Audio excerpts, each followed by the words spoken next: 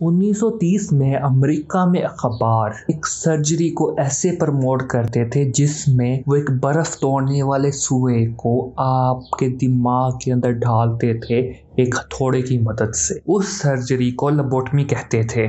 इगैज monies जिसने इस खतरनाक सर्जरी को इन्वेंट किया था उसको नोबेल प्राइज भी दिया गया, मगर क्या हो अगर वो इस नोबेल प्राइज को डिजर्व नहीं करता था। मैं आपको बताऊंगा कि कैसे डॉक्टर्स एक पेट दर्द को भी ठीक करने के लिए लोबोटमी का इस्तेमाल करते थे और कैसे आपके सर में सुए को घुसाना और आपके दिमाग के साथ छेड़छाड़ करना कैसे आपके करैक्टर पर असर अंदाज होता है। 20वीं सदी में जो शख्स मेंटली तौर पर बीमार होता था वो अपनी फैमिली के लिए एक परेशानी का बायस होता था और लोग समझते थे कि उनको जीने का कोई हक नहीं है, इसलिए वो उनके साथ जानवरों से भी बदतर सलूक करते थे।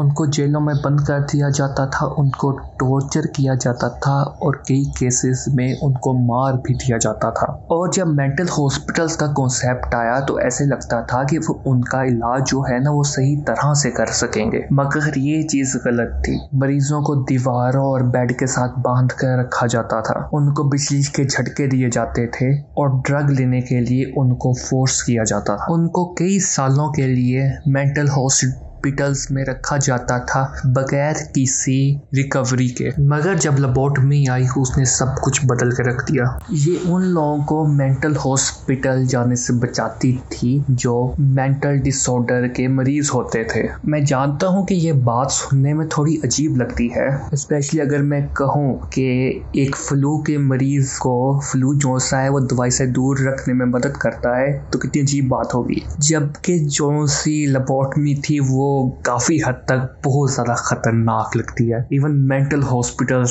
से भी ज्यादा। जो सर्जरी थी ना वो एक बर्फ तोड़ने वाले सुए से की जाती थी और मरीज को बेहोश करने के लिए एनेस्थीसिया का नहीं बल्कि बिजली के झटकों का इस्तेमाल किया जाता था। फिर सुए को एक हथौड़े की मदद से आंखों के ऊपर वाले हिस्से में ढाला जाता था और वो सुआ जो सा है ऑर्बिट बोन को तोड़ता हुआ आगे चला जाता था जो एक एग शेल से भी ज्यादा पतली होती है। और फिर सर्जन उस सुए को इस तरह घुमाता था कि जो हमारा फ्रंटल लोब है उसका कनेक्शन बाकी ब्रेन के साथ टूट जाता था और ये सारा प्रोसीजर तकरीबन 10 मिनट में हो जाता था। और एक ऐसा पेशेंट जो लोगों के लिए खतरा होता था वो मिनटों में ही एक ओबीडियंट और एक अच्छा शख्स बन जाता था। हाँ, ये ट्रीटमेंट जो है ना बड़ा ही वहशियाना लगता है, मगर ये मरीज को बचाता था कई सालों के टॉर्चर और वहशियाना रवैये से मेंटल हॉस्पिटल्स के। वो मशहूर शख्सियत जिसको लोबोटमी की गई थी उसका नाम था रोजमेरी कैनेडी। जी सही समझे, यूएस प्रेसिडेंट JF कैनेडी की बहन। वो स्लो थी जिसकी वजह से उसकी स्कूल परफॉर्मेंस और बाद में अडल्टहुड में भी वो स्कूल में अच्छा कुछ कर नहीं सकी। फिर जब वो ग्रो ओल्डर हुई उसको टेम्पर के इशू होने लगे, उसको गुस्सा आने लगा, वो चीजों को इधर उधर मारती थी। और जब 1941 में जब वो 23 की हुई उसके ऊपर लोबोटमी की सर्जरी की जिसकी वजह से वो पुरतशद्दुद और दूसरों के लिए खतरा नहीं रही है। और दूसरी जगह हार्वर्ड डली जिसके ऊपर ये सर्जरी परफॉर्म की गई जब वो महज 12 साल का था और वो अभी भी जिंदा है। उसने अब कम उम्र में ही अपनी माँ को खो दिया था जिसकी वजह से कि मेंटल हेल्थ डिस्टर्ब हो गई और वो अपनी स्टेप मॉम के लिए सौतेली माँ के लिए अग्रेसिव हो गया और उसको अपनी जान के लाले पड़ गए। इसलिए ये डिसाइड किया गया कि उसके ऊपर लोबोटमी की जाएगी। वो अब 72 इयर्स का है और अभी तक उसको लोबोटमी से कोई मसला नहीं दरपेश आया है। लोबोटमी एक ऐसी जादू की छड़ी बन गई जिसके साथ वो एक विलन को एक अच्छे इंसान में तब्दील कर सकते। पर लेकिन लोगों को या डॉक्टर्स को ये कैसे पता चला कि दिमाग का कौन सा हिस्सा ह्यूमन बिहेवियर पर कैसे असरअंदाज होगा। जब आर्कियोलॉजिकल खुदाइयाँ होती थी पूरी दुनिया में तो साइंटिस्ट को ना बहुत ज्यादा ऐसे स्कल्स मिले जिनके ऊपर होल था। वो ये अज्यूम करते हैं कि वो इस मेथड को यूज करते थे सर दर्द को ठीक करने के लिए। और थ्योरी कहती है कि हमारे ब्रेन का हर हिस्सा एक स्पेसिफिक काम को अंजाम देने के लिए जिम्मेदार है और ये माना जाता है कि फ्रंटल लोब का एक हिस्सा कंट्रोल करता है हमारी थिंकिंग को, हमारे सोचने की सलाहियत को और डिसीजन लेने की सलाहियत को। इगेस मोनेज ने इस चीज को कंसीडर किया और जो नॉलेज उसको मिला था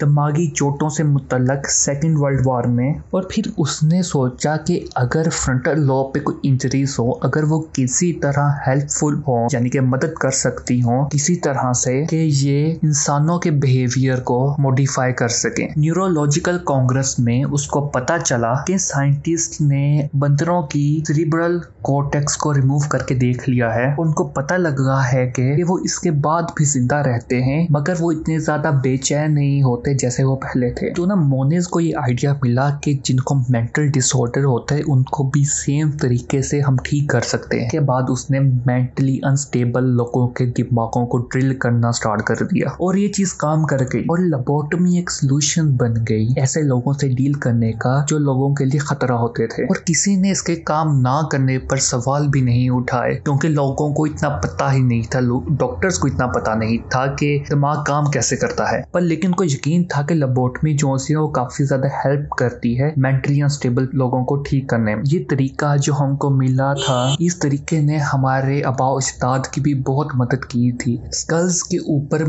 खोपड़ियों के ऊपर मौजूद होल्स से लेबोटमी को नाफर्मा बरदार लड़कियों को ठीक करने के लिए भी इस्तेमाल किया जाता था। हमको अब रिसर्च से पता लग चुका है कि मूड स्विंग्स जो से ना प्यूबर्टी के दौरान बड़े कॉमन होते हैं और इसके बारे में कुछ भी गैर मामूली नहीं है, ये एक बहुत ही कॉमन चीज है। पर लेकिन तब पुराने जमाने में जब किसी लड़की को मूड स्विंग्स होते थे या उसको बहुत ज्यादा गुस्सा आता था तो वो इस चीज को गैर अखलाक के तौर पर देखती थी और जो लेबोटमी थी वो उसको बड़ा काम कर देती थी और बड़ा ओबीडियंट बना देती थी। मगर जो बात है कि बीमारी की निशानदेही डॉक्टर्स भी नहीं करते थे बल्कि जो शख्स बीमार होता था उसकी फैमिली मेंबर्स करते थे कि बीमार है और कोई शख्स भी नहीं उनसे पूछता था क्या वो चाहते हैं कि उनके ऊपर लेबोटमी की जाए। इस ऑपरेशन को, इस सर्जरी को उनके ऊपर फोर्स कर दिया जाता था उनकी फैमिली द्वारा और डॉक्टर्स भी माइंड नहीं करते थे और बल्कि वो बड़ी खुशी से मदद करते थे फैमिली की क्योंकि उनको पैसा नजर आता था इस चीज में। मगर बहुत जल्दी सिचुएशन चेंज हुई और लोग खुद ही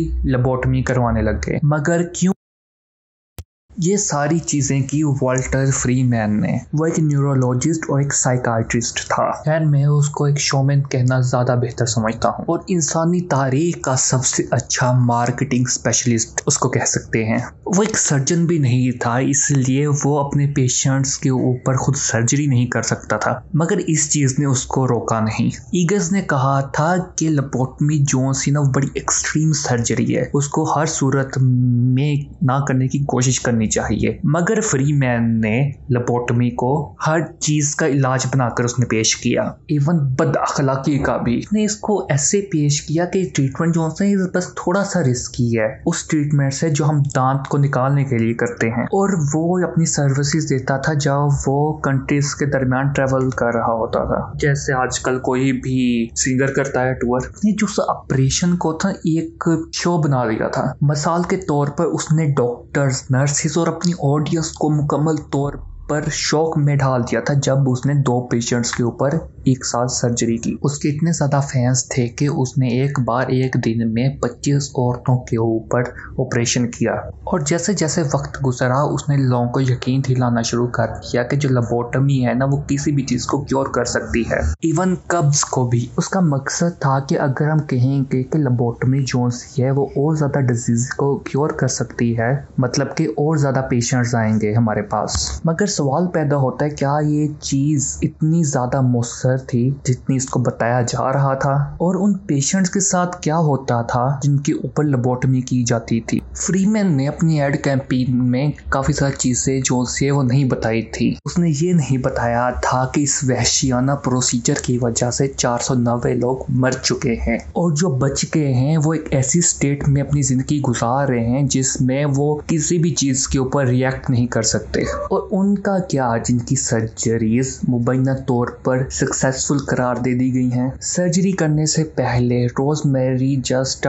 शॉर्ट टेम्पर किड, उसको कोई और मसला नहीं था। सर्जरी से पहले रोजमेरी सिर्फ एक शॉर्ट टेम्पर्ड बच्ची थी और उसका माइंड जो सा था वो बड़ा बेचैन था। पर लेकिन फैमिली ने सोचा कि उसका ऐसा बर्ताव कि भाई के कैरियर पर रिफ्लेक्ट होगा, तो उन्होंने फ्रीमैन से राब्ता किया। मगर लेबोटमी के बाद रोजमेरी की जो मेंटल स्टेट थी वो ऐसे हो गई थी जैसे 2 साल के बच्चे की होती, और जो उसकी एबिलिटी थी बोलने की, समझने की और चलने की, उसने वो सारी एबिलिटीज खो दी। और ऐसी कंडीशन में हालांकि आप अपने पेरेंट्स के साथ आर्गू भी नहीं कर सकते, कितनी अजीब बात है। और दूसरे पेशेंट हावर्ड डली अपने मेमोर में लिखते हैं कि उसकी सौतेली माँ उससे नफरत करती थी, उसको पता नहीं है कि क्यों करती थी, और उसकी सौतेली माँ ने समझा कि हावर्ड को लेबोटमी की जरूरत है क्योंकि वो अपने रूम की लाइट्स ऑन रखता था हालांकि भाई सूरज निकला होता था, इस वजह से उसको लेबोटमी की जरूरत है। जब फ्रीमैन ने उसके ऊपर सर्जरी परफॉर्म की तो वो मुकम्मल तौर पर नाहिल हो गया, मतलब कि उसने अपनी सारी पावर और स्ट्रेंथ खो दी और उसको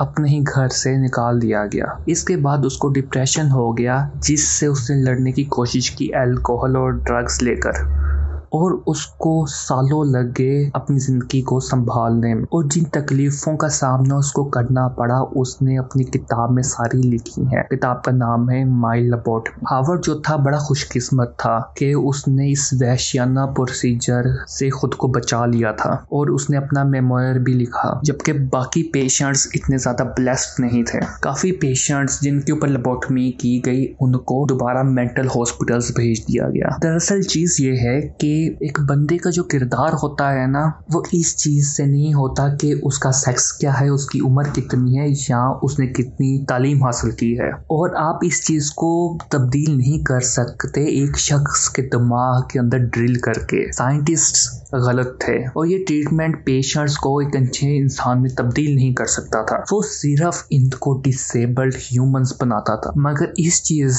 को 1967 तक एक्नॉलेज नहीं किया गया, तस्लीम नहीं किया गया, और तब लेबोटमी को मुकम्मल तौर पर बैन कर दिया गया। और अब डॉक्टर्स लोगों को ट्रीट करते हैं एक ह्यूमन वे में, साइकोलॉजिकल थेरेपीज से। और किसी बंदे का शॉर्ट टेम्पर होना ऐसी चीज नहीं है जिससे किसी को शर्म आनी चाहिए, स्पेशली फैमिली वालों को। आज के लिए बस इतना ही। Hope to see you soon.